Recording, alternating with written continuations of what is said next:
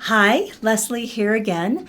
Now I'd like to explain to you how to use essential oils. This is a problem. So many people I know have gone to even a class to introduce them to essential oils and they still are confused. How do I really use this? I notice some people take home their new kits and they're all excited to try it and it's kind of a new hobby for them, right?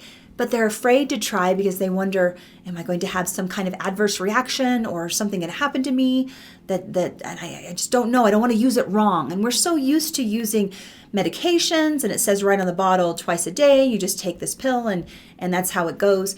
This is a little bit out of our comfort zone sometimes to use an oil where you rub on your skin or you smell it or you it just is a totally different way than we normally think of medicine. This is a natural medicine.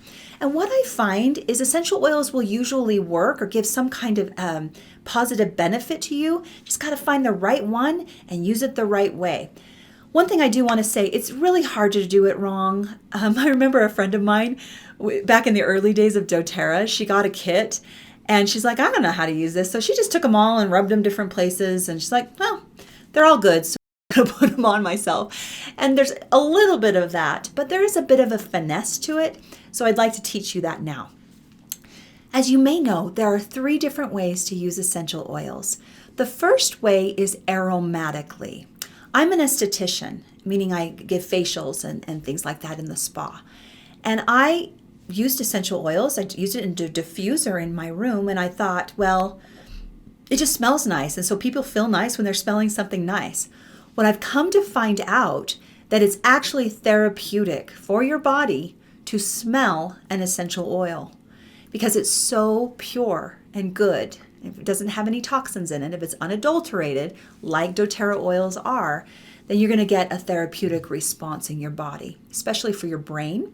Because you have an olfactory bulb in your nose and you have 2 little strings that are called the olfactory cells or whatever, and they go back to your brain. So you know all that wormy stuff on the outside of your brain? A lot of functions happen there, but they cover the inside of the brain, which is called the limbic system, which is kind of an orb shape. It's a smooth orb, and it's really hard to get to, but that's where your emotions are formed. It's where you get hungry. It's really the essential part of the brain for the basic functions of the brain. And emotions are a basic function. So if you are feeling low, you can smell an oil and get a therapeutic pick-me-up response right away. If you take a drug, you'll have to wait minutes, sometimes even 30 minutes to an hour before you get a response. So it's something that you can go to quickly and get that beautiful uplift that you're looking for, or calmness, or whatever it is you're looking for in a therapeutic response. So that's the first way I wanted to teach you about. Sometimes I just put an oil in my hand and I rub my hands together and I cup it over my nose and mouth and I take 3 deep breaths. And I notice that I feel well very quickly. So try that. I think you're going to really like that idea. Okay, the second way to use it is topically. So we have this, again, I'm an esthetician, so we have this gorgeous organ that's our biggest organ and it's called our skin. And it's a detoxifying organ, meaning you sweat and you get toxins out of your body. You can also put things into your body through rubbing things on your skin. And I'm going to show you this. This is my beautiful scar. I had something removed there, but that's okay. You can see it. Yeah, I put my hand up. Let's say I'm putting an oil right here. Do you see how much friction? Okay, we want to create a little bit of heat when you rub on an oil. And even if you do just a little bit on the back of your neck, that's a great place to put it. Sometimes I like it right here, or on my forehead is a good place. My temples if I have a headache. If I have sore muscles, I'll rub it on my shoulders. The wrists right here is a beautiful place to put oils because you have acupressure points to your emotions right there. So you wear it like perfume. Behind the ears is a wonderful place. So these are the different places, and you do want to kind of go with intuition a little bit. I feel like I want to put this one here. You really can't go wrong. But let's say you're really having a terrible stomach ache. You rub the oil on the stomach where you're hurting. And in the way of digestion, if you're feeling like you're backed up a little bit, the opposite way of digestion, can you see me? This is the way of digestion, which is clockwise, and the opposite way of digestion if you're a little bit loose. Okay, see how it balances out? Oils are amazing that way. So you've got your skin, and then you've got the blood underneath the skin. Oils will go through the layer of the skin into that subcutaneous fat layer underneath the skin and into your bloodstream in like 30 seconds. So especially for like a baby, if we were together and you brought your baby to me and I put a little teeny bit of peppermint on the baby's feet, you could smell the peppermint out of the baby's breath in 30 seconds. Try that experiment if you have a baby. It's kind of fun. By the way, with babies, you definitely want to stick to the feet because they're so sensitive. Elderly people as well, sometimes just anyone sensitive. You can add a carrier oil to your oil, like coconut oil or olive oil or grapeseed oil, jojoba, some of those. And it just dissipates it so it's not quite so tingly on the skin. We call it hot on the skin. Some oils are more mild, some oils are more hot. Okay, oregano, peppermint are ones you got to be really careful with, clove. Now, I have one warning for you when it comes to topical use and just any use of oils. You don't want to get it in your eye. Now, will it hurt your eye long term? Probably not. You're not going to be damaged necessarily, but it stings. It's just a really sensitive area. So let's say you do get it in the eye, like everyone does. By the way, even fumes can irritate your eyes when you're putting it around your face. So be careful with kids in particular with oils around the face. So what you want to do if you're getting that stinging sensation is just go to whatever oil's on your counter, maybe leave some olive oil on the counter or fractionated coconut oil. doTERRA sells that around. And you flush it out with a carrier oil. You don't flush it out with water. Water and oil don't mix and it won't help you at all. So don't be afraid of oils, but that's the one warning I have. The only other warning I have for you too is be careful with citrus oils on the skin in the sun. Citrus oils can make you a little photosensitive and you can burn easier. It's the only other warning I have. Other than that, go to town. The best place topically to put essential oils is the bottoms of the feet. Why would that be? It's tough skin. Even for little babies, it's a tougher, thicker skin. And for those of us who walked and we've developed tougher skin, right? Especially for us. And also you have larger pores there. So if you want the oil to go into the body really well, just rub it with a little friction on the bottom of the feet. Sometimes I'll just drop it on the bottoms of my feet and then rub my feet together like this. And I don't even touch my hands with it. Then I won't accidentally put it on someone or my child and rub it in a place that may be sensitive for them. So I hope that that's a fun tip for you for topical use.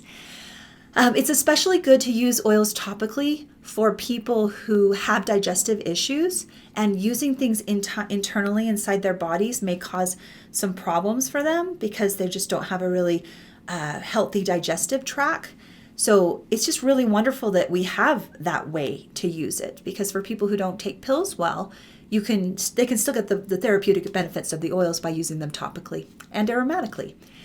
So let's go to the last way, and that's internally. Now, this is really important. doTERRA is the only essential oil company that encourages internal use of their oils.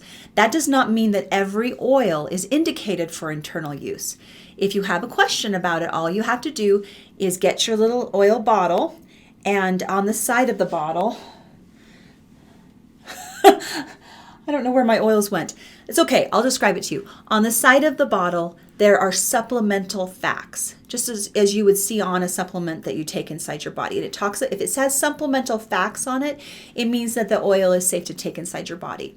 You don't want to exceed 24 drops in 24 hours in any way of using essential oils. That's just a guideline. So that's a lot of oil, but you can use less than that. And remember, only use 1 to 2 drops, maybe 3 at once, because the doTERRA essential oils are so strong that if you use too much at once, it will just slough off, and it's not like it's going to hurt you so much as you just will waste it. And we don't want to waste the oils; they're precious. doTERRA means gift of the earth, and they truly are. So anyway, internally, let's talk about how we do it. So for the citrus oils in particular, they're wonderful in water. They taste really good, and they're really great at cleansers for the body, a safe cleanser too.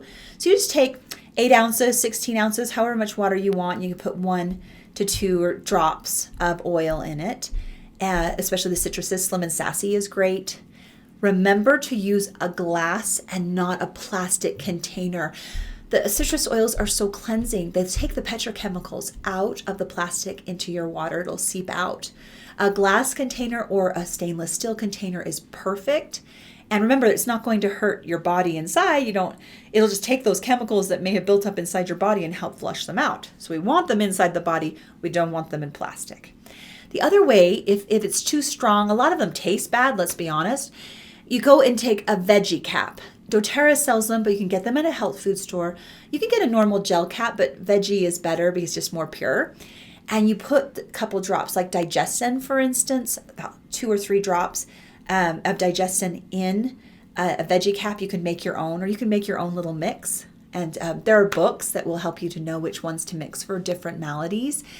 So there's that. Also, doTERRA sells soft gels with oils in them pre-made. For instance, Try Ease, instead of you putting together lemon and lavender and peppermint for perhaps allergy season, it's already pre-made in a soft gel, and then you don't even have to worry about it. But that's how we use oils internally. We encourage internal use at doTERRA, but not if it's not indicated on the bottle with supplemental facts. And remember, only doTERRA oils are encouraged to use internally because they're so pure. doTERRA stands behind them on that level. Don't just put any essential oil inside your body.